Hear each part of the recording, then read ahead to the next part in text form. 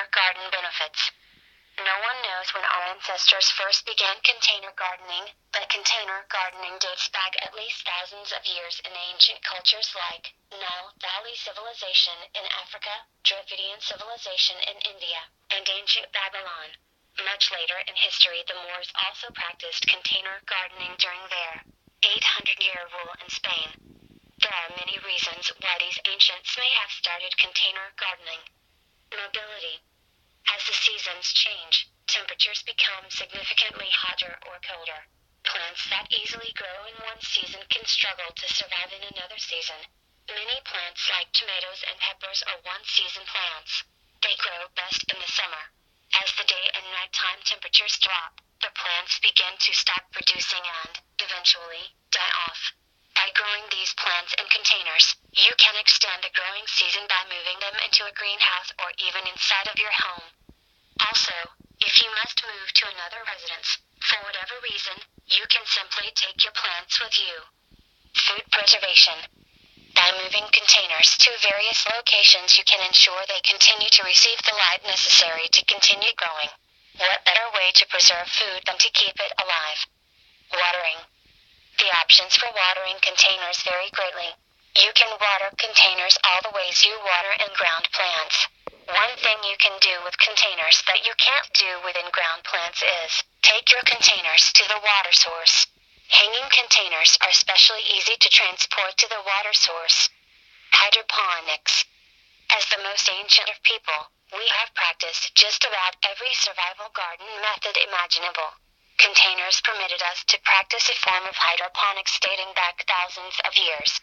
The two most well-known examples of this may very well be, again, Nile Valley civilization and ancient Babylon.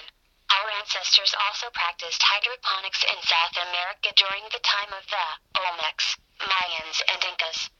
Transplantability. By growing in containers, plants can be transplanted into larger containers or into the ground with relatively little root disturbances, as compared to transplanting plants from one spot in the ground to another location. That being said, plants can also be transplanted from the ground into containers and moved to a more suitable location. Plant arrangements. While I'm personally not big on aesthetics, container plants can be rearranged to suit the occasion, whether it be a wedding, funeral, party, etc. Small spaces. I have a small 8 square foot grow tent in my indoor garden. In this small space I have 11 containers. In these containers I'm growing thyme, 2 peppermint plants, chives, oregano, chamomile, basil, 3 cherry tomato plants, and rosemary. Containers permit gardeners to grow quite a bit in the smallest, most awkward spaces. No land? No problem. You may live in an apartment, a condo, a townhouse, a duplex, a row house, or a room. You may not have access to land at all, but don't worry.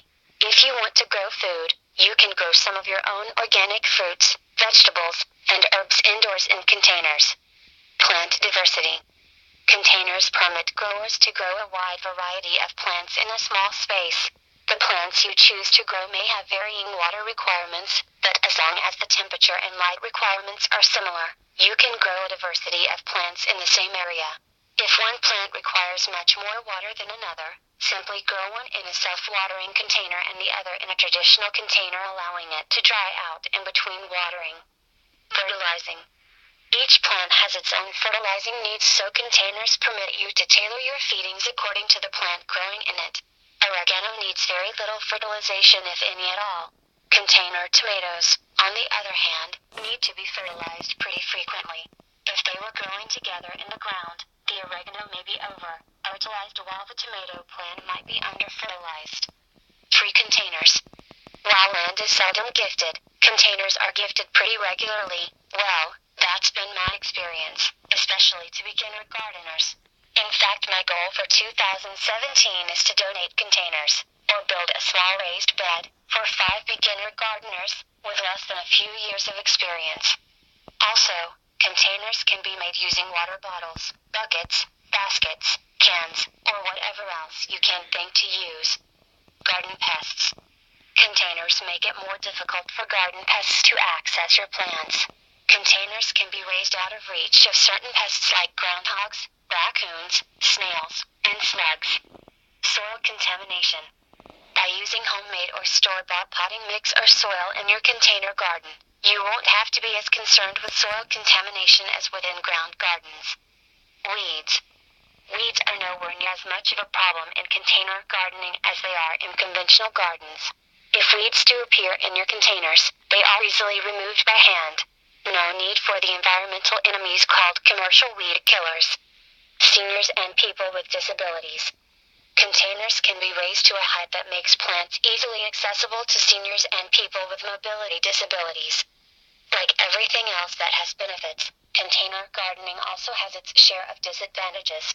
That being said, container gardening is a great option for gardeners that don't have access to land. This article was written by Doc Koo. Peace.